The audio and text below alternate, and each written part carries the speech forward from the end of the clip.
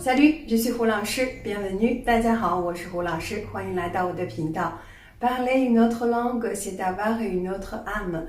Aujourd'hui, je vais vous parler des appellations interpersonnelles. Je les divise en 5 catégories. C'est parti. Premièrement, selon le genre, on employait 先生 pour dire monsieur ou bien 女士。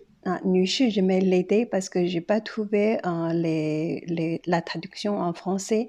女士, ça peut être pour une femme qui est mariée, ça peut être pour une célibataire, une jeune fille aussi. Donc c'est plutôt lady en anglais. Ou bien pour 夫人 qui veut dire madame, et pour les jeunes filles on dit 小姐. Ces appellations, généralement, on employait dans des situations formelles, comme si vous faites un discours dans un public, ou bien si c'est à la réception dans des hôtels, etc.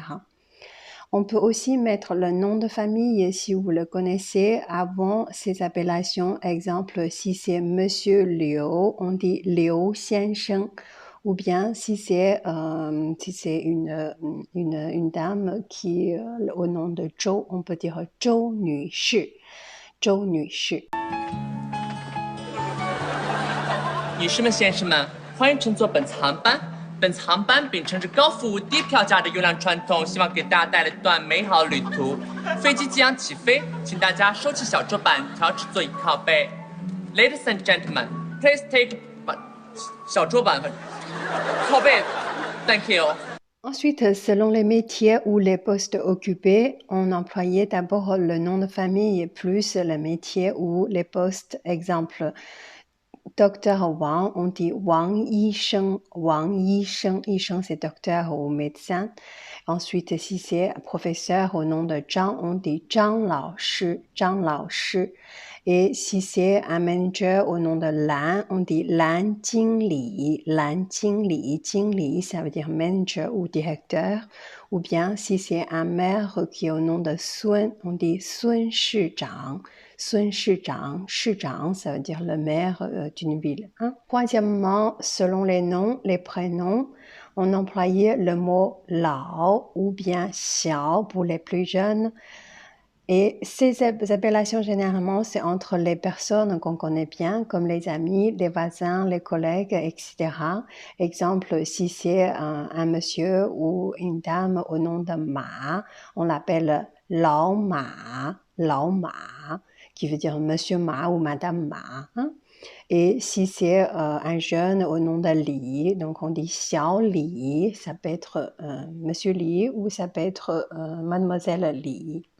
On peut aussi placer avant un prénom, si c'est un prénom syllabe unique, exemple Xiaoming, Xiaoming. Quatrièmement, dans la famille, entre les proches, à part les appellations des membres de famille de base, si par exemple vous avez plusieurs grands frères, on peut dire 大哥 pour l'aîné, le grand frère le plus âgé. Et si c'est le second, on dit 二哥, donc on suit le chiffre 二哥. Ensuite, si c'est le troisième, on dit 三哥.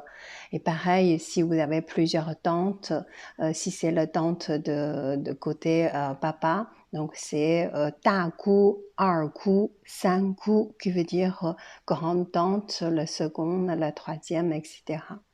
Pour les autres membres de famille, c'est le même principe. Enfin, cinquièmement, quelques appellations spéciales comme 师傅.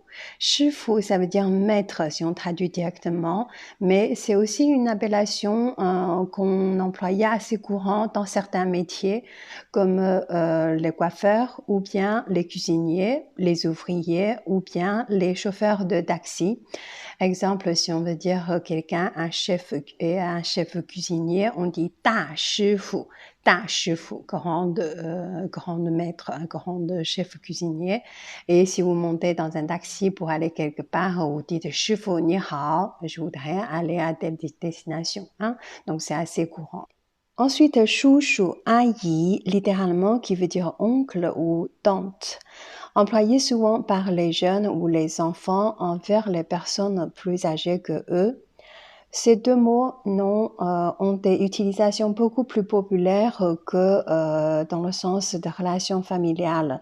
Vous pouvez très bien demander quelqu'un dans la rue si vous êtes perdu, quelqu'un que vous connaissez pas, chouchou, ou si c'est une dame, l'appeler aïe. Hein? C'est un peu comme on dit monsieur ou madame, mais à la façon plus familière. Dernier mot, chin ou bien chin chin. C'est un terme du réseau qui est très couramment employé aujourd'hui en Chine, notamment dans le milieu de e-commerce. Si vous faites un achat via Internet ou bien si vous avez besoin de services après client, vous allez entendre souvent Qin. Hein? Qin, normalement, ça veut dire cher ou chéri. Hein? Aujourd'hui, c'est étant pour dire cher ami ou cher client. Voilà les appellations interpersonnelles en chinois. J'espère que cette vidéo vous est utile. Je suis Hu Laoshi. Si c'est la première fois que vous regardez ma vidéo, cette chaîne Ni Hao Ma est pour but de vous aider à améliorer le chinois et découvrir davantage la culture chinoise. N'oubliez pas de vous abonner à ma chaîne et activer la petite cloche pour ne pas rater les news. 下次见，再见。